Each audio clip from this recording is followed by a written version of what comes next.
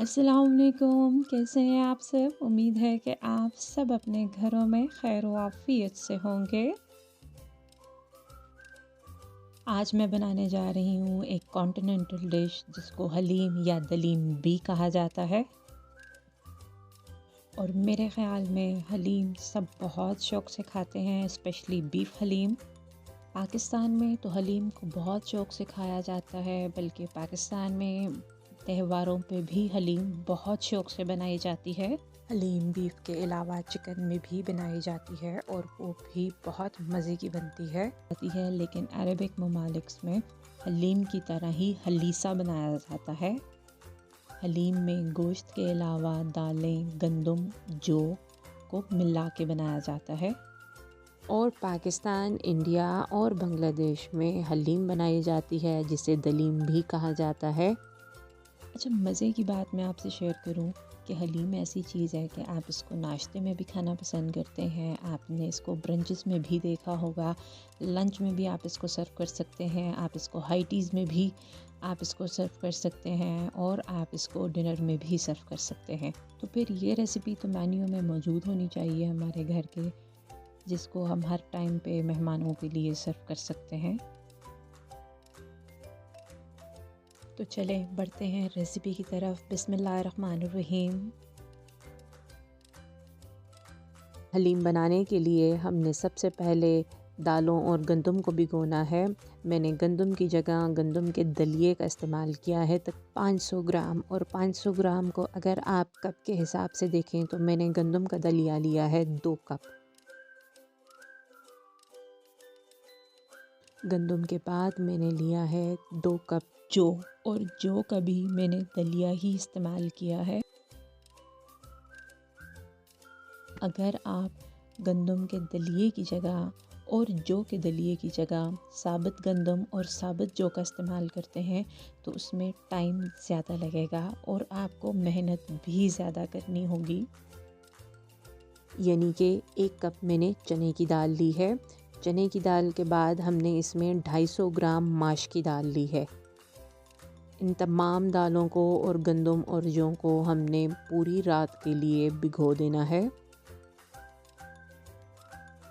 यकीन जानें कि एक रात पहले से दालों और गंदम को भिगोने से तकरीबन 1 घंटे के अंदर एक बेहतरीन सी बीफ हलीम बन के तैयार होती है।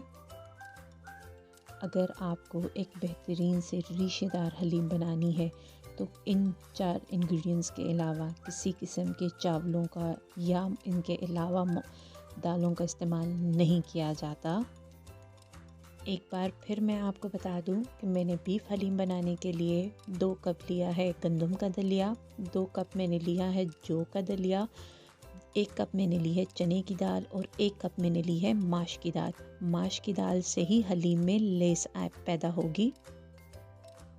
दालें हम भिगो चुके हैं और अब हम चलते हैं हलीम के नेक्स्ट स्टेप को फॉलो करते हैं। हमने बनाना है हलीम के लिए बीफ कौरमा। बीफ कौरमे के लिए मैंने लिया है तकरीबन 1 कप घी का। आप अगर चाहें तो आप घी की जगह पे ऑयल या देसी घी का इस्तेमाल भी कर सकते हैं।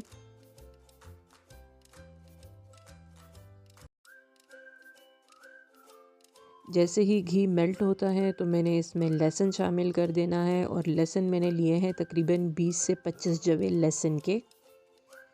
अगर आप पिसा हुआ लहसुन इस्तेमाल करना चाहें तो तकरीबन 4 से 5 टेबलस्पून आपको लेना होगा लहसुन।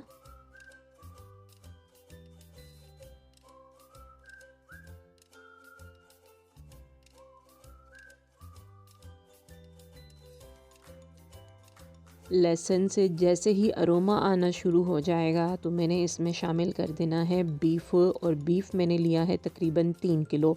आप देख सकते हैं कि ये बीफ बिल्कुल बोनलेस है और इस काफ़ी बड़े साइज़ की मैंने पीसेस करवाए हुए हैं, जिससे हमारी हलीम में एक बेहतरीन सा रेशा पैदा होगा। तकरीबन 5 मिनट में ही ये गोश्त अच्छे तरीके से भुन चुका है।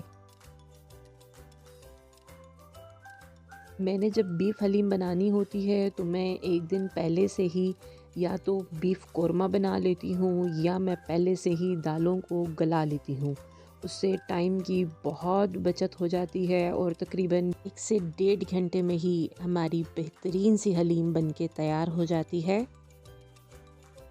देख सकते हैं कि गोश्त ने अपना कलर चेंज कर लिया है और गोश्त को हमने इसी टाइम अच्छे तरीके से भूनना है। और अब हमने इसमें अपने इंग्रेडिएंट्स का, स्पाइसेस का इस्तेमाल करना है। मैंने 2 टेबलस्पून इसमें हल्दी का इस्तेमाल किया है, 2 टेबलस्पून मैंने इसमें नमक, 2 टेबलस्पून मैंने इसमें सुर्ख मिर्च पाउडर का और 2 टेबलस्पून ही मैंने मोटी कुटी हुई मिर्चों का इस्तेमाल किया है। मैं जब मसाला डालने लगी थी तो वो क्लिप मुझसे मिस हो चुका है, इसलिए मैं आपको नहीं बता सकी। मैंने इन मसालों के अलावा इसमें किसी किस्म का कोई मसाला शामिल नहीं किया। इसके अलावा मैंने इसमें 3 लीटर ही पानी शामिल किया है और इसको मैंने हल्की आंच पे गलने के लिए रख दिया है।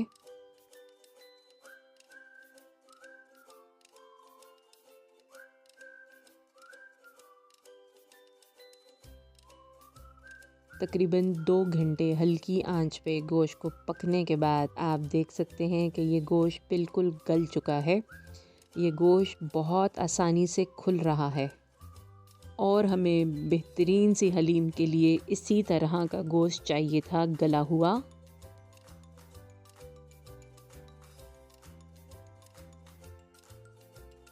बीफ हलीम बनाने के लिए ये गोश्त बिल्कुल गल चुका है और अब हमने नेक्स्ट स्टेप फॉलो करना है, जिसमें हमने दालों को गलाना है।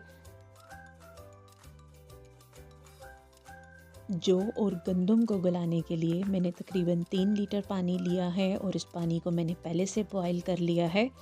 जब पानी अच्छे तरीके से बॉयल हो जाए तो हमने इसमें जौ और गंदम का दलिया, जो कि अपने साइज़ से 3 गुना बढ़ चुका है, हमने इसे में वो शामिल कर देना है।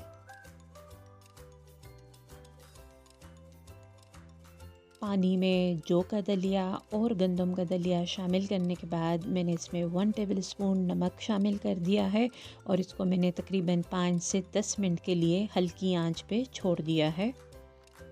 5 मिनट में ही गंदम और जौ को एक बॉयल आ चुका है और इसके ऊपर आप सफ़ेद झाग सी आप देख रहे हैं। हमने इस झाग को, इस बादीपन को निकाल लेना है।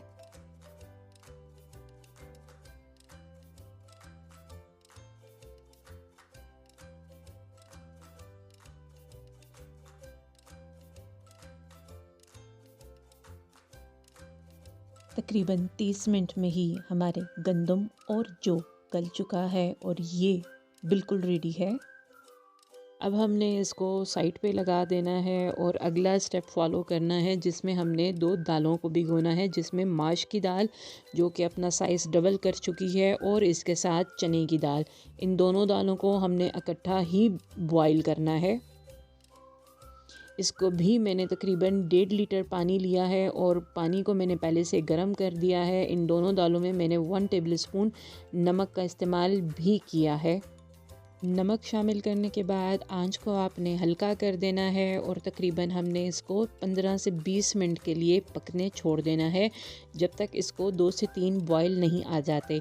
जब इसको 2 से 3 बॉयल आ जाएंगे तो इसके ऊपर आप देख रहे हैं सफ़ेद झाग सी आ गई है, हमने ये ऊपर से हटा देनी है।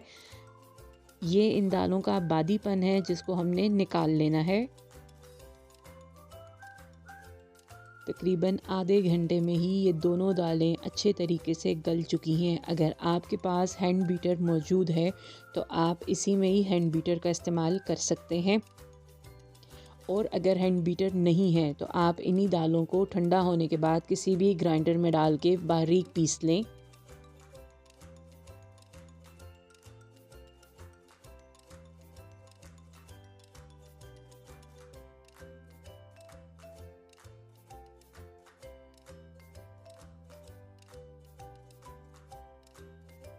अब हमने इसका नेक्स्ट स्टेप फॉलो करना है, जिसमें दलिया हमारा बिल्कुल गल चुका है, आप देख सकते हैं, और दालों को मैंने ग्राइंडर में डाल के पीस लिया है, जिससे हमें घोटा लगाने के लिए बहुत कम टाइम चाहिए होगा। दालों को और गंदम को अच्छे तरीके से आपने मिक्स कर देना है। जब गंदम और दालें अच्छे तरीके से मिक्स हो जाएं तो अब हमने इसमें बीफ़ कोरमा शामिल कर देना है। लेकिन आपको मैं एक चीज़ बता दूं कि मैंने बीफ़ कोरमा शामिल करने से पहले बीफ़ के ऊपर जितनी तरी थी वो मैंने निकाल ली थी। और उसका इस्तेमाल आगे चल के मैं आपको बताती हूँ कि उसका इस्तेमाल मैंने किस जगह पे करना है। इसमें अच्छे तरीके से गोश्त और दालें मिक्स हो चुकी हैं और अब हमने इसमें बचा हुआ गोश्त भी शामिल कर देना है। बीफ शामिल करने के बाद आंच को मैंने आहिस्ता ही रखना है। मैंने स्लो से मीडियम आंच पे इस हलीम को अब पकाना है मज़ीद।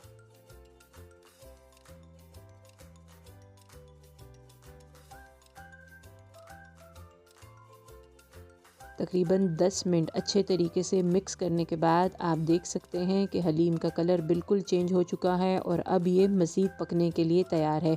इसी स्टेज में मैंने जो तरी उतारी हुई थी बीफ कौरमे के लिए, मैंने घी का इस्तेमाल किया था, ये वही घी है और अब इस स्टेज पे हमने घी इसमें शामिल कर देना है। जैसे ही तरी मैंने इसमें शामिल की है तो आप देख सकते हैं कि इस हलीम का बिल्कुल कलर चेंज हो चुका है। तरी शामिल करने के बाद मैंने इसको अच्छे तरीके से मिक्स कर लेना है।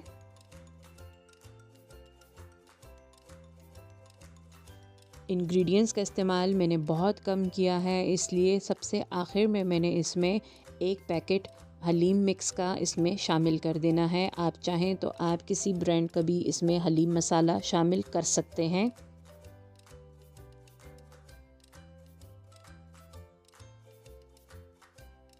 मसाला शामिल करने के बाद मैंने इसको अच्छे तरीके से मिक्स कर लिया है और मैंने आंच को थोड़ा सा बढ़ा दिया है। आंच बढ़ाने की वजह से इस हलीम में 1 से 2 बॉयल आ जाएं तो अब हमने इसमें घोटा लगाना शुरू कर देना है। आप अगर चाहें तो आप हैंड बीटर का इस्तेमाल भी कर सकते हैं। मेरे पास ये लकड़ी का घोटा है इसलिए मैं उसी का इस्तेमाल कर रही हूँ।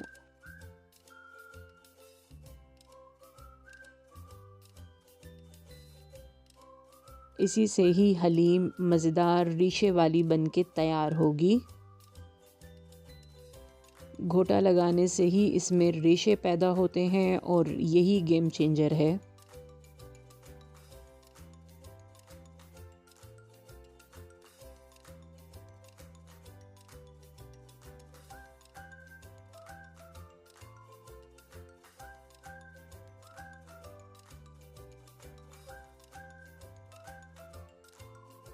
तकरीबन 20 से 25 मिनट घोटा लगाने के बाद ये हलीम बिल्कुल तैयार हो गई है और अब मैंने इसके तड़के की तैयारी करनी है। अच्छा, तड़के के लिए मैंने आधा कप घी का इस्तेमाल करना है, लेकिन उसी घी में मैंने पहले प्याज को फ्राई करना है जो कि हलीम के साथ हमने सर्व करना है। आप देख सकते हैं कि हलीम बनाने के लिए हमने गंदम का दलिया और जौ का दलिए का इस्तेमाल किया था। अगर हम साबुत दलिया और साबुत जौ का इस्तेमाल करते तो तकरीबन 4 से 5 घंटों में ये हलीम बन के तैयार होनी थी, लेकिन हमारे दलिया इस्तेमाल करने की वजह से ये हलीम तकरीबन 1.5 घंटे में ही बेहतरीन सी हलीम बन के तैयार हो चुकी है। मैंने अमूमन घरों में नोट किया है कि हलीम बनाने के लिए 7 तरह की दालों का इस्तेमाल किया जाता है। नहीं, हलीम बनाने के लिए सिर्फ चने की दाल और माश की दाल का इस्तेमाल किया जाता है। हलीम में ना किसी किस्म के चावलों का इस्तेमाल होता है और ना इसमें मसूर की दाल और मज़ीद दालों का इस्तेमाल नहीं किया जाता। सिर्फ इन 4 इंग्रेडिएंट से ही बेहतरीन सी हलीम बन के तैयार हो सकती है। हमने जो माश की दाल का इस्तेमाल किया है हलीम में, वही हलीम में लेस का काम करती है। उसी दाल से ही लेस आती है इस हलीम में।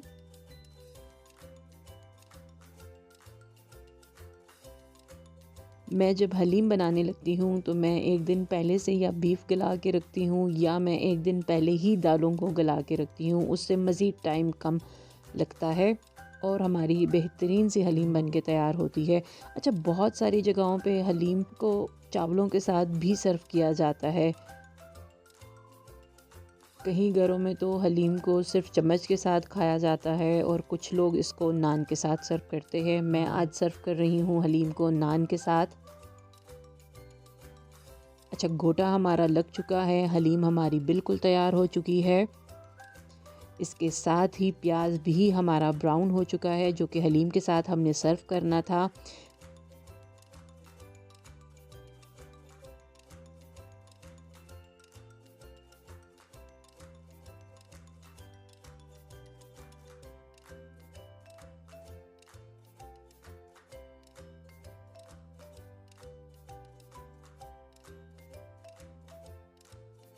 मैंने उसी घी में फ्राई किया है जिसमें मैंने इसको तड़का देना था, और प्याज को हमने निकाल लिया है। प्याज निकालने के बाद उसी घी के साथ मैंने इस हलीम को तड़का दे दिया है। तड़के से इसका जायके में मज़ीद इजाफ़ा होगा। आप अगर चाहें तो आप बटर या देसी घी का तड़का भी दे सकते हैं। तड़का देने के बाद हमने इसको तकरीबन 10 मिनट के लिए रेस्ट पे छोड़ देना है, और 10 मिनट के बाद आप इस हलीम को देख सकते हैं कि हमारी बेहतरीन सी रेशे वाली हलीम बनके तैयार हो चुकी है। अब हमने इसको किसी प्यारे से सर्विंग में निकाल लेना है। 3 किलो बीफ से बनने वाली ये हलीम तकरीबन 20 से 25 लोग आसानी से खा सकते हैं। आपको इस वीडियो को स्टेप टू स्टेप ही फॉलो करना है, इससे आप एक बेहतरीन सी हलीम बना सकते हैं और अपने दोस्तों और प्यारों के साथ शेयर कर सकते हैं। हलीम अपने लवाज़मात के बग़ैर नामुकम्मल है। हलीम के लवाज़मात में आपको प्याज फ्राई करना है, इसके अलावा हरा धनिया, पुदीना, हरी मिर्चें, अदरक और लेमन का इस्तेमाल करना है। और अगर आपको स्पाइसी खाना बहुत पसंद है तो आप इसके साथ ही चाट मसाला भी सर्व कर सकते हैं। अमूमन रेस्टोरेंट्स में हलीम के साथ जो मसाला दिया जाता है वो चाट मसाला ही होता है।